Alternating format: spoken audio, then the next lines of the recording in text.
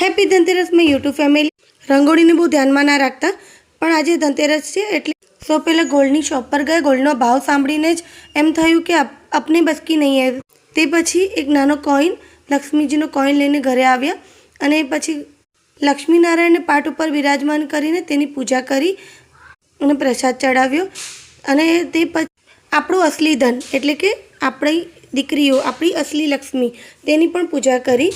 અને પીયુને તો આ પૂજા આવી રીતે પૂજા કરી એટલે પીયુને તો બહુ જ મજા આવે છે, એને તો બહુ જ ગમે છે. તે જોઈ શકો છો કે તે કેટલી ખુશ છે.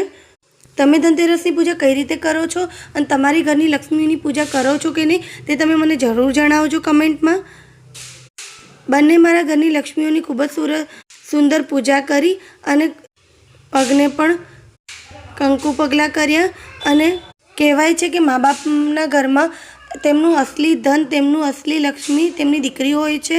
જો ગાઈસ મારી ચેનલને સબસ્ક્રાઈબ ના કરી હોય તો મારી ચેનલને સબસ્ક્રાઈબર કરી દેજો. અને આવા જ મોર મિની બ્લોગ જોવા માટે ચેનલને સબસ્ક્રાઈબર જરૂર કરજો. અને પીયુપલને તો તેમની પૂજા કરતાં વધારે પ્રસાદમાં વધારે ધ્યાન હતું. મસ્ત પૂજા કરીને પછી એમને પણ પ્રસાદ આપ્યો. અને કહેવાય છે ને કે જેના ઘરમાં દીકરી નથી હોતી તેનું ઘર સૂકું રેગિસ્તાન. તો બસ એવી જ વાત છે કે જેના ઘરમાં દીકરી હોય તેનું ઘર ખૂબ જ ભર્યું ભર્યું રહે છે. અને તેમની એક સ્માઇલથી આપણા ઘરમાં એક પોઝિટિવ એનર્જી રહે છે અને તેમને જોઈને આપણને પણ ખૂબ જ મજા આવે છે. તો ગાઈસ મારા તરફથી બધાને હેપી ધનતેરસ.